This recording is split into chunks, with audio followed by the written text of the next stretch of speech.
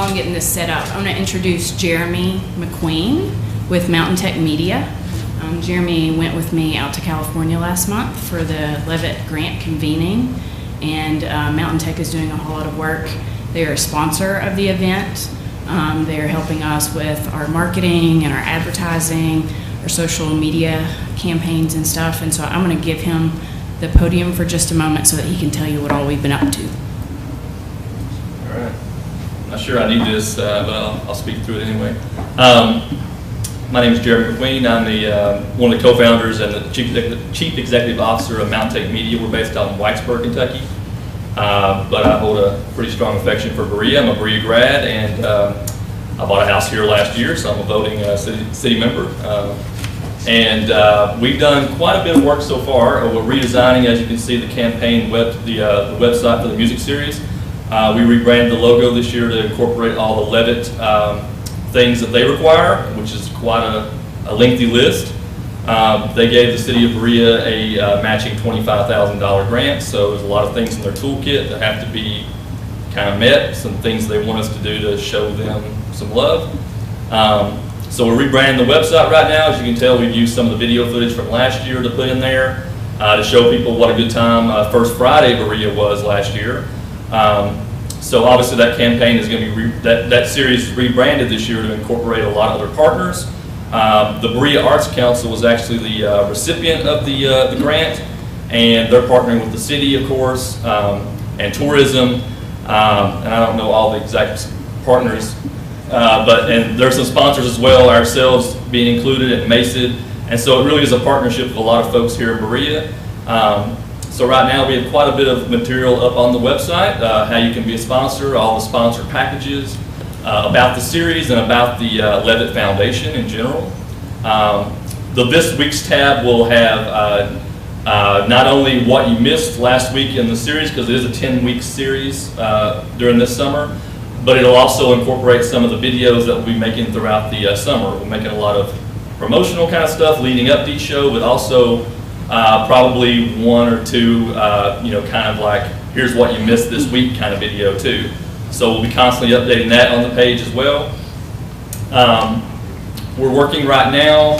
We just finished the rebranding of the logo, and we finished some t-shirts designs that will come out for a pre-sale. There those are. There's a lime green version. It has to be also branded with some Levitt stuff, so the back has some Levitt stuff, but also some Berea specific kind of language. There's also a blue version of that shirt with coral. Yeah, there's that. And also for the people in the room that have businesses or whatever, there's a package on the website for sponsors that if you give so much money or whatever, you have the option of having your own customized shirt also in the summer series. So we'll rebrand the shirt to include your business stuff, and also to include your your business slogan stuff in the back and all that. So that's an option in one of the packages. And right now we've moved into working on the event poster for the summer. Because it is 10 consecutive weeks, it's kind of hard to pump out one every single week. So we're making one for the season, which will have all the main acts on it, the genre, so you know what you're coming to each week. It'll have, it's going to be custom illustrated, of course, so it's going to feature a scene of Old Town Berea, is the style we're going for. We already had our team come out and look at the how Old Town is set up, look at the key iconic kind of buildings in Old Town, and so the poster will be illustrated to kind of look like that. Of course, with all the sponsorship logos and stuff on there as well. So that's the phase we're in right now. As we continue to update the website, of course, and put new content on there. After that, we'll move into creating some more print stuff, like banners and that kind of thing, that are going to be large print stuff. And finish off some filming that we're going to do for a Berea Tourism / Levitt Amp Series promo video, which is going to be about 2 to 3 minutes. And that's the first in a series of videos that we're going to do that are not act performances. We'll have 1 or 2 kind of acoustic session videos each week with the main act, but we'll also do 1 or 2 or 3 or however many tourism or folks want us to do throughout the season. Did I cover a lot of bases? Yeah. And last things that we'll probably design will be little kinds of print things. We're working on ideas for getting things on your refrigerator, like a magnet, that kind of thing, with a season schedule on there and all that kind of thing. Probably do some rack cards or some kind of thing that can be mailed out as well, or a door hanger kind of thing, something like that, just to make sure every single household in Berea knows about this series. It's our intention to make it the loudest thing happening in this town this year. And also our digital campaigns, our social media stuff will be ongoing. It'll ramp up a couple of months before the series actually launches. So you'll see, targeted ads not only in Berea, but Lexington, Cincinnati, Knoxville, on down the I-75 corridor that will launch a couple of months before the actual series kicks off. But we're still open to ideas, and there's a lot of partners on this project, so anytime someone brings a new idea to us, we entertain it. So Any questions? what's the roster looking like? Yeah, that's The roster. Yeah. Well, we've been targeting Beyonce. We haven't heard back from her yet. Some other people like Coldplay and those folks, but what do you have going, really? I hear Danny Isaacs wants a Dale. Right, yeah. Yeah, Dale's only $750,000, Danny. We checked into all the names, so I've actually dug in pretty deep down a rabbit hole, just looking at how much money it does take to get Bon Jovi. You can get Bon Jovi, it's $1 million, but they'll come. Yeah, so. Yeah. All right. You have a meeting? I do. Yeah. Thanks, Sharon. Any questions? I'll be happy to answer any questions. I think Allie can answer. All right. Thanks, Jeremy. He had a meeting to get to. I think he's already running a little bit late. As far as lineup goes, we're working on that. I have sent out a couple of contracts this week. We can't make any announcements or really even go too far ahead until the Levitt Foundation signs off on our proposed lineup. They vet all of the artists that we present to them to make sure that they meet their criteria for what a professional artist is. And then they have to give us approval. They want to make sure that they're family friendly and that they are professional artists. And then they'll give us the approval. And then we also are working, they have a lot of information for all the kind of hoops that you have to jump through with them. So 10 weeks out from the event start, we have certain things that are due to them, and then 6 weeks out, and then we have social media posts and stuff like that as we go through the series of events. So we should hopefully, before long, I think April the 14th is when the Levitt Foundation, we will actually have a web page on their website specific to the Berea series of events. And so we have to submit 2 or 3 artists by that time, and they will announce that then. They will be linking to our event information from their website. They will also have a volunteer and an RSVP tab on that webpage. And twice a week, they send all that information to us. Anybody who signs up to RSVP or to volunteer will get submitted to the organizers. And everybody actually who voted for Berea, we have all those email addresses, so they're really helping us build our e-blast network, basically. The convening that we went to in LA was amazing. There's 15 cities that were chosen, so it was really cool to spend a couple of days with people from 14 other cities, all different sized towns, people from downtown business associations, from municipalities, from tourism and visitor bureaus, all kinds of different folks, arts organizations. It was really cool to hear about what was going on in each of their towns and how people were working together and collaborating to make these events a success. And about half of those folks that were there were all winners previously, whether they had won 2 years or 1 year before. So it was great to kind of get some feedback about what worked, what they needed to tweak, challenges that they had, and they built in a lot of time for us to have networking opportunities available with everybody over the course of that 2 days. They also brought in some experts for us to talk to and have some question and answer sessions with. One of those was a booking expert. He actually manages one of the permanent Levitt pavilions, which is 50 weeks of free concerts every year. and he also does one of these 10-week series. He has a private club, and he books about 3 or 4 different outdoor festivals with multiple stages. So he's responsible for booking 3,000 shows a year with his team of 8 to 10 people.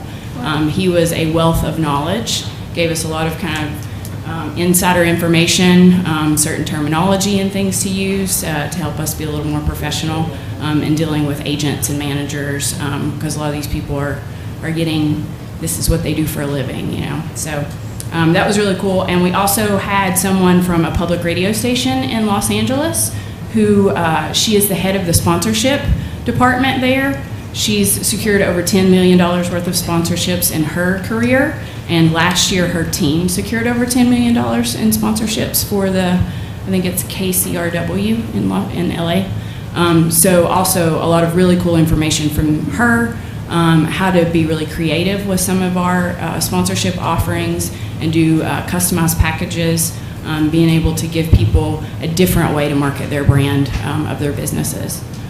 So that was really cool. I don't think I even had any idea kind of how big a deal the Levitt Foundation was until we got out there. But they have an enormous amount of resources that we can leverage to make these events a success. They're really hands-on. There's communication with them every single week. They care about all of us. We actually spent time the whole 3 days that we were out there with all the folks who work in that office, the people that we're communicating with, their reputation and their expertise, being able to leverage that so that we really have a very successful set of events. I think is going to be great for us.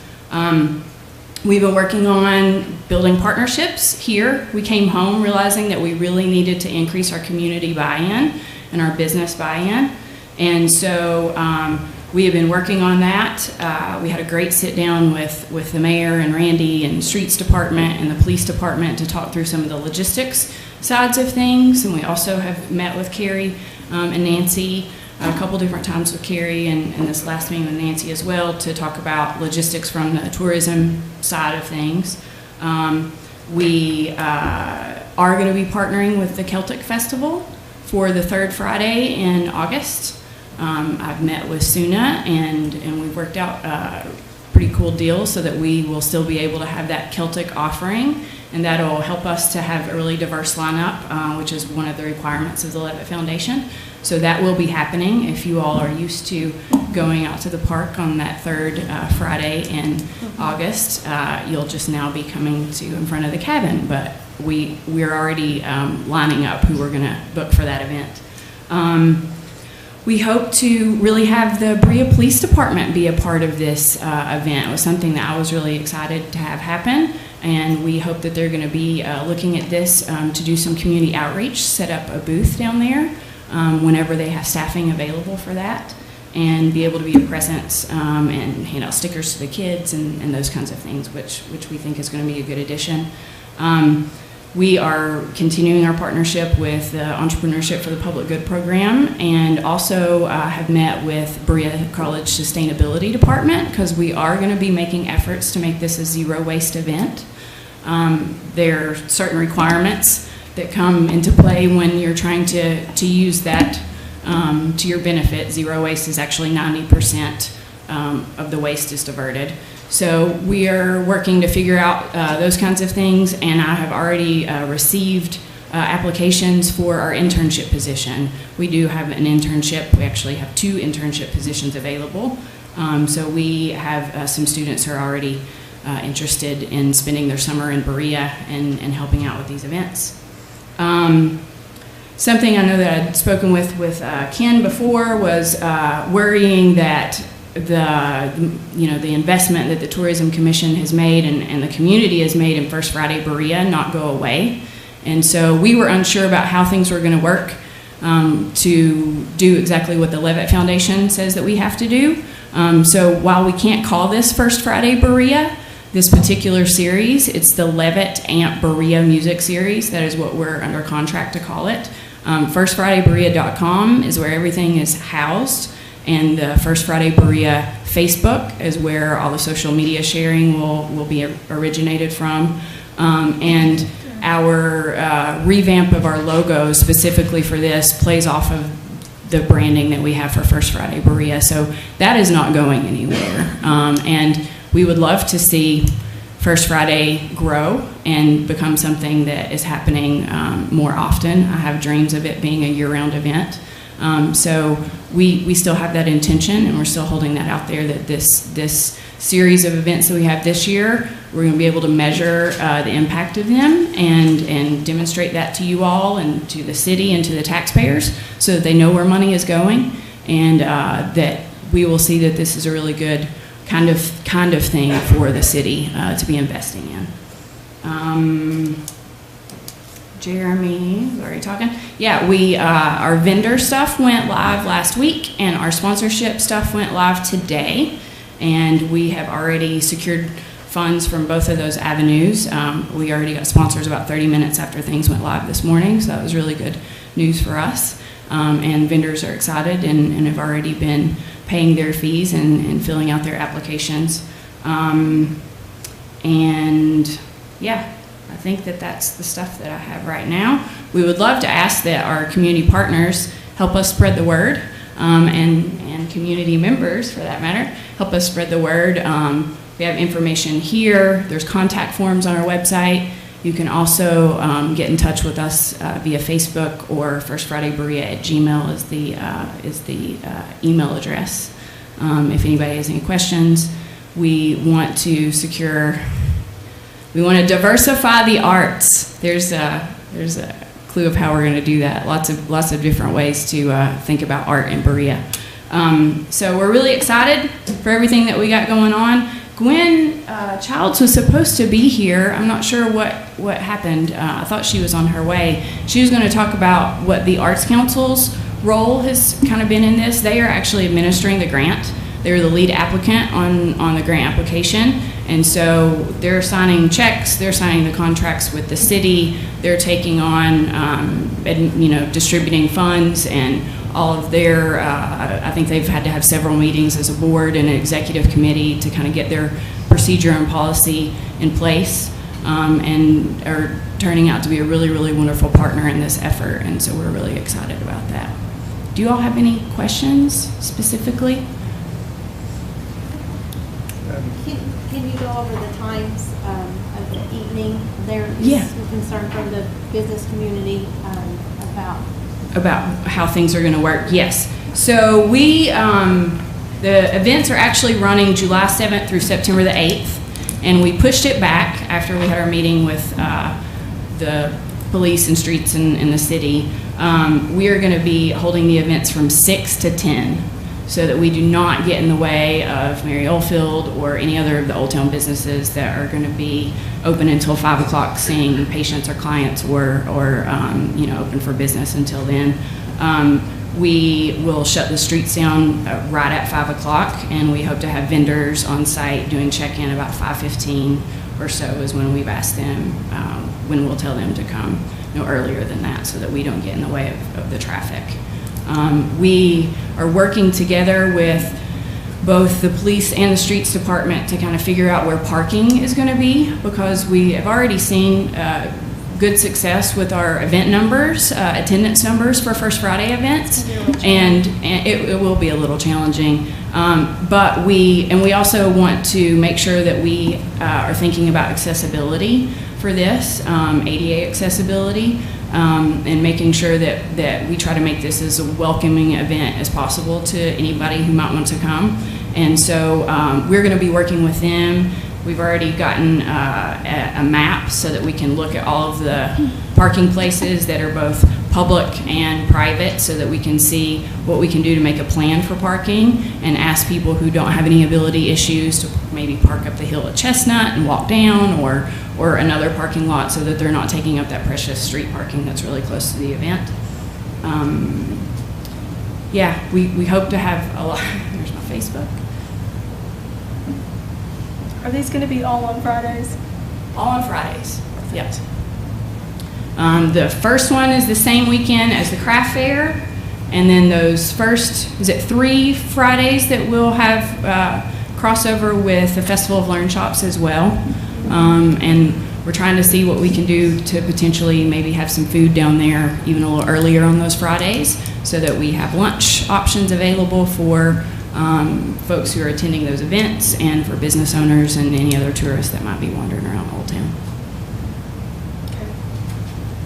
Any other questions? I have some logistical questions for the businesses. Could you come to the podium, please? Or you can come next to her, or either way, so we can hear you.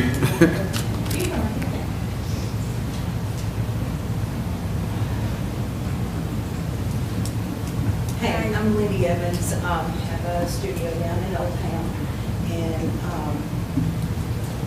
we, as business owners in the area, we've had some concerns. You know, for the past year, we've done First Fridays once a month, and we usually left our businesses early, around 4, so that, because we have vendors setting up tents, streets are blocked off, and we have shut down early once a month to facilitate that. But we have concerns for every Friday. Fridays can be good economic days in Old Town, and many times people maybe traveling over the weekend have customers in their shops. They come in at 4 o'clock, 4:30, they come in at 5. They get off the interstate for the weekend or Friday night, and they find the shops and police check them out. So Fridays can be iffy about businesses closing at 5 and being able to get out with the block streets and the tents being set up and the vendors coming in, because we've dealt with that or tried to deal with that already. So I asked that that be some consideration, because this is every Friday, it's not just once a month. And Fridays can be very good days for businesses in Old Town. Have you thought about joining in on the events? Staying open? We have several businesses that stay open until about 8 Some o'clock. do, but not all of us do. It's not always something that we may feel that's economically good for our business. That's an individual business decision whether you stay open or not.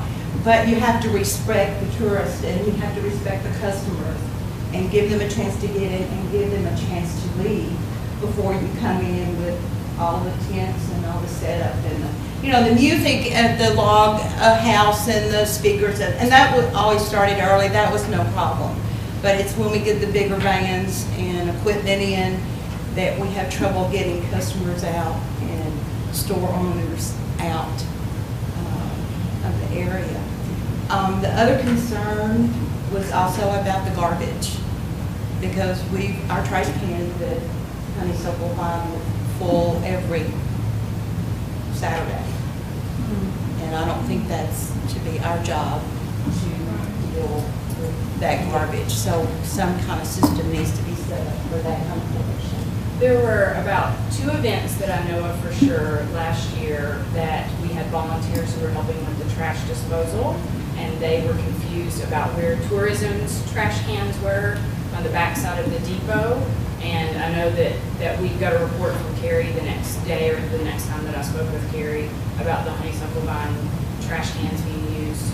And that was, of course, I think some volunteers who just kind of went to the wrong trash cans on that. We do know that we had a lot more trash last year because our events were a lot larger. It hadn't been an issue in previous years. We have discussed that with tourism and with streets. And that is one of the reasons why we are moving towards partnering with the sustainability department to make this a zero waste event. So basically we'd be setting up trash stations, 2 or 3 different places within the venue, and we would have compost ambassadors is what they're called. And they stand there, and all that waste stations would be labeled, and they can tell you what is recycling and what is trash and what is compost. And then that intern would also be responsible for working out where the logistics of all of that leaving the property at the end of the event, whether it's going to the urban farm or because of compost, or we're working out a relationship with Lazy 8 or another farm in the area to take some of that compost, and then where's trash going and where's recycling going. So those concerns are being addressed. Allie, have you polled the other businesses to get their opinion?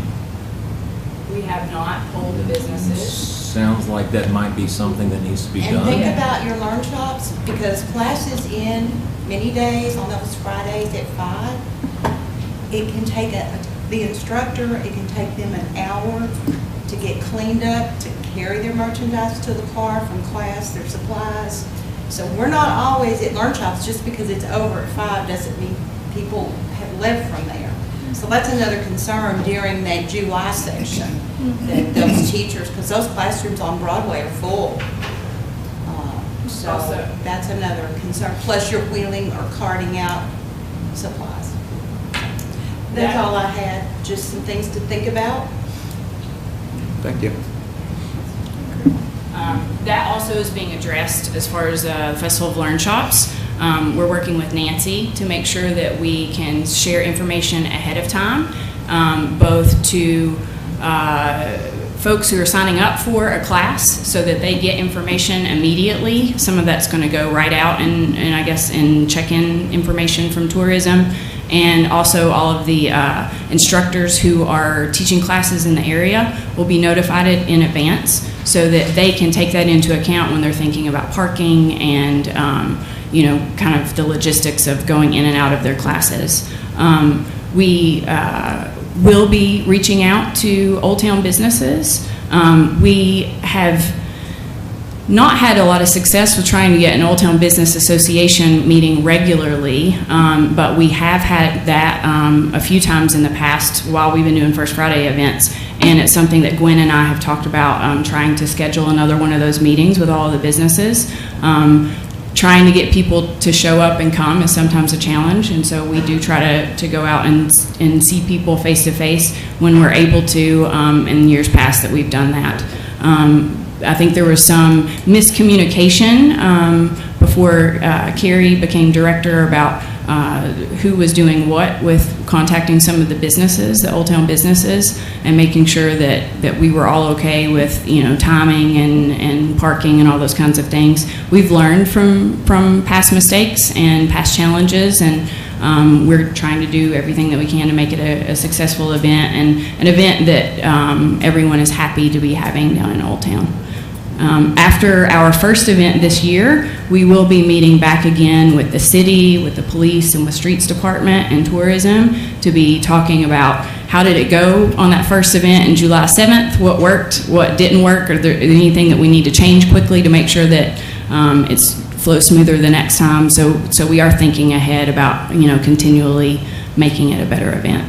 We are not sure what numbers are going to look like. This is a little out of our territory to have this much of a marketing budget going into it and kind of an extensive campaign like what we are planning for this.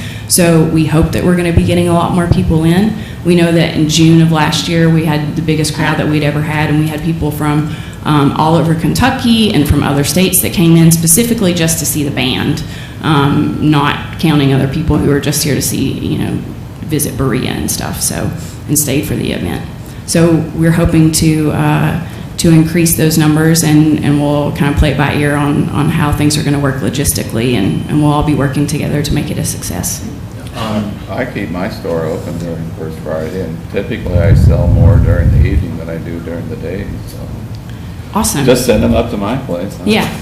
We're always happy to have you out, Ken. And one of the things that we've tried to suggest to people that we've actually had conversations with is if you are interested in participating in that, bring a table outside of your business and try to engage all the visitors as they're walking by on the street. Maybe if you have something that's at a lower price point or something that you think that the attendees in specific might be interested in, put those things on the table. If you have a teenager around, or you could hire somebody to work that booth for a couple of hours and get people excited about what you got going on, and then be able to kind of direct them into your store. That's a great way to kind of approach this from a sales and marketing perspective, rather than just waiting for the attendees to wander in. Give them a really good reason to come in. I mean, we've had both out-of-town visitors, and then it's also, I enjoy meeting the young people that show up. So. And you had some music in front. That was fun too, being able to play host to some of the musicians and everything. We have a great partnership with Weaver's Bottom. They also are always open until 8. I think that Top Drawer tries to stay open until about 8 o'clock as well, and the Arts Council will be open. They have in the past tried to have some of their exhibit openings moved to that Friday night since they know that they're going to have a big crowd. So anything that we can do, anybody who is a business owner, go ahead and reach out to us now. We will be trying to meet up with everybody very soon. But if anybody has specific concerns, please contact us and we'll be happy to talk through that with you all and try to work together. I certainly see this as a legitimate concern, so I think that it needs to be discussed a little farther. And have you made alternate plans to move to another location if this is an issue? Because this is how these folks make their living. Yeah, I mean, every most of Friday them night, are. I can understand the one time a month, but every Friday, she's going to have to close early. So I think that we need to continue to address that. We would love to see that shift to every Friday night she's open later and making money. I That's understand, what but we would like to certainly, see. don't you think that you need to plan for an alternative location if this is not I going to would, work? I We would can't. think Not for Charles this first would foundation. need to take this up with the community of Old Town. This is the first, I've heard a little bit the other day when I talked to people, but I mean, this is not Sure, like, all I'm saying is you further know. discussion. Right. I think The grant is it's gonna contingent on us being at this location. And I think that we can have the best of both worlds. I think we can work with the business community and make sure that we respect that they stay open till 5 o'clock and that we don't block parking spaces. And this event doesn't start till 6, so Correct. that will give our people in town that are spending the night something to do in the evening. So. Yeah. I mean, there are a lot of economic impact studies to show that events like this actually really help to re-energize and revitalize and inject a lot of economic activity into these kinds of areas. Old Town has, there's been lots of discussion about, is it struggling? Is it going to survive? What's going to happen with Old Town? And that's one of the reasons why we've been really committed to helping to do what we could to revitalize the area. We feel like that this is a good opportunity. There are definitely growing pains, and there are also legitimate logistical concerns. And we're just trying to build partnerships and collaborate with people so that this is a success for everyone involved. So any other I have something questions to or say, concerns? may I? Yes, step to the podium, please. This isn't about my personal issue, which I'm going to speak at the end of this. Okay, you all really need to listen to the people who here are trying to make a living. You cannot run a store all day long and then come up against these people. It's the wrong kind of clientele. These people who come to this little, what I call a little hippie music festival, aren't going to go and buy one of Lindy's $250 Santa Clauses. They're not going to do that. She is a higher clientele than what you all have in doing this thing with. What it sounds like to me is they're here to promote Levitt, not Berea. You're actually going to let them control you and not even use your name First Friday. She just said it. We're here to make a living, all of us artists, and we're not.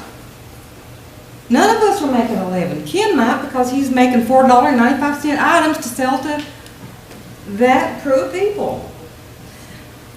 Show me where the business is.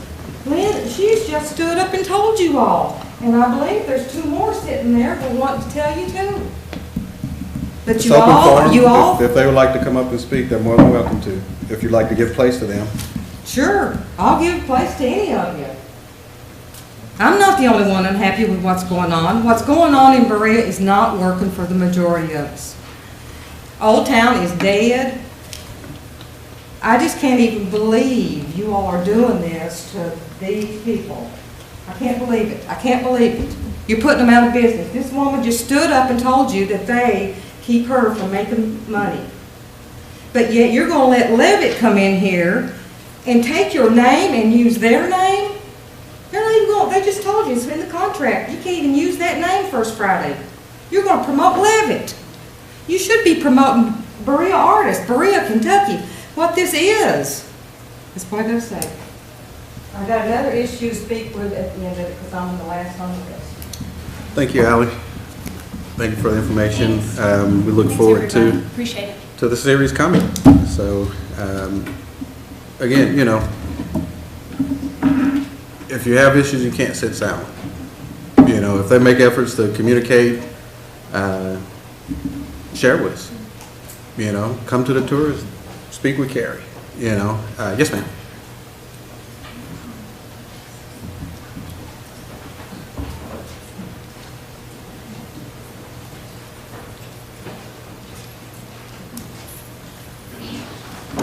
My name is Jacqueline Bowling, and I'm not an artist, but I have lived here 42 years.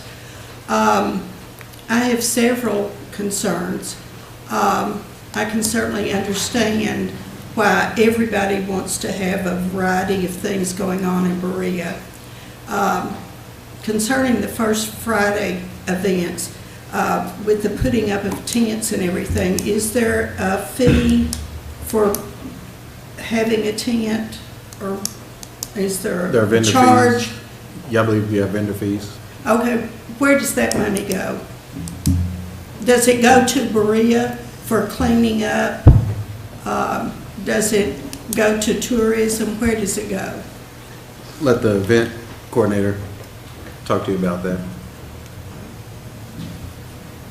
It goes directly to the operating costs of the event. We, under the Levitt grant, we have to come up with a $25,000 match. They are contributing $25,000 in cash. We have to come up with a $25,000 match.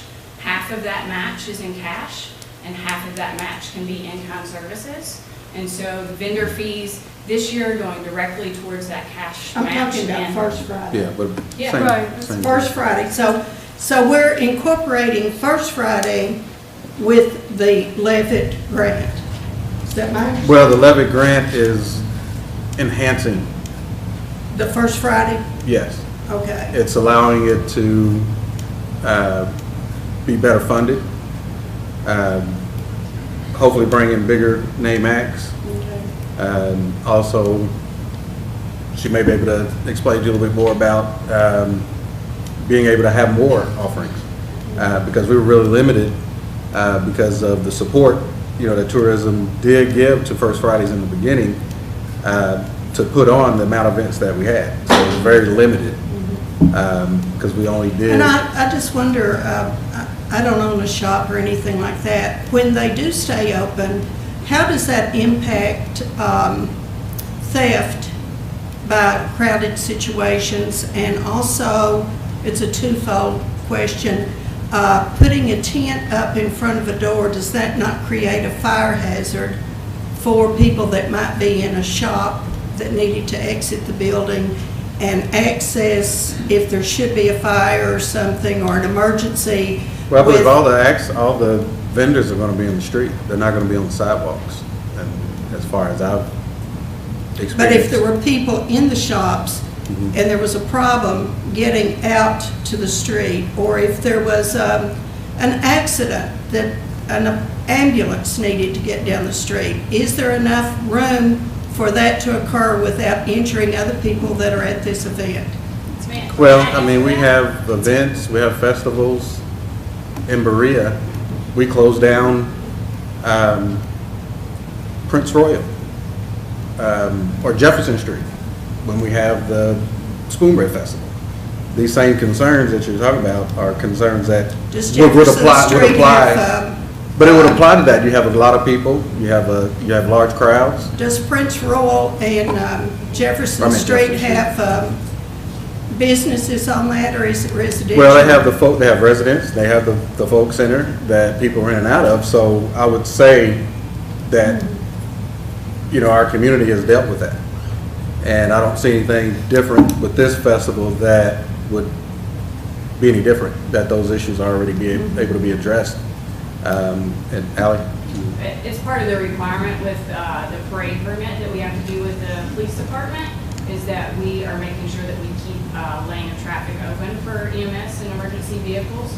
So while we have cones up to block off where the parking and the venue actually starts, all you gotta do is move a cone, and we make sure that we keep a clear route for any EMS or emergency vehicles that need to come through. And that's We kind of also been in make place sure- with First Fridays, though? I'm sorry? That's kind of been in place Yeah. even when First Fridays From the very was? beginning. Okay. And we also, when we do set up vendor tents, we make sure that if the business is open, that we are not blocking their entranceway into the businesses. Some of the businesses we know prefer to not be open for the events, or the chiropractor or the dentist is definitely not open on those Friday evenings. So we know that we can where we can put vendors, but we definitely make sure that we do not block the entrances. I know the Arts Council at one point in time, one of the first events, asked us to scoot a tent over so that we didn't block their window and anybody could see, some of the offerings. So we do take that all into account when we're planning where to put. So you do have an emergency plan written up and in place? We are working with the police department to follow all the rules that the city requires. Okay. And the other concerns I had was about the brochure. So if you'd like for me to wait until that's presented, or Please? wait till then? Yes, please. Okay. Thank you. Can I address, I've heard a couple of comments about Old Town getting trashed by this event. And I have to tell you that, from my experience, I lived and worked there for 27 years. And the cleanest I've ever seen Old Town is the day after the event. I remember one time looking just to even find a little piece of trash on the day after the 4th of July celebration, which was huge. I couldn't find any trash. I mean, I almost started crying. I was so proud that people had pride to clean up the area that much. I've never seen it that clean before, so. May I say one more thing? Yeah. If that's okay. I'm the one that picks up cigarette butts at the end of the evening. And yes, we did have some issues with where trash went and what receptacles they were supposed to go into, and leaving a big pile for, unfortunately, tourism to have to deal with, and evidently a couple of the other businesses as well. But I feel like that there's been a lot of concern about funding for this and where money is going. And just for transparency's sake, I would love to let everyone know that last year we received $2,000 sponsorship from Tourism Commission. We had received larger amounts in the past, but then you all reviewed how you were doing things. There were some property purchases, and so those grant funding wasn't as large as before. So because I really believe in this event, and it's something that I didn't want to be to go away from the city and the community.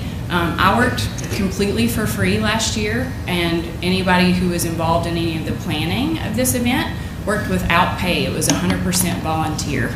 And I paid about $3,000 out of my own pocket to make sure that we were able to cover the rest of the costs for the event that we weren't able to get through sponsorships. We feel like that we've had some trouble. I think people are concerned about what kind of an event it is, and it's just that we are trying to diversify the art offerings for the city of Berea, and those of us who are really believe in this and want to see different kinds of events, because it's the kinds of things that we like to take our own families to.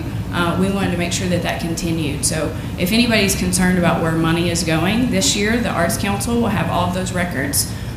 We have to report that stuff to Levitt. I have kept financial records for the last 3 years, and I did pay out of pocket to make sure that that happened last year. Thanks. Thank you.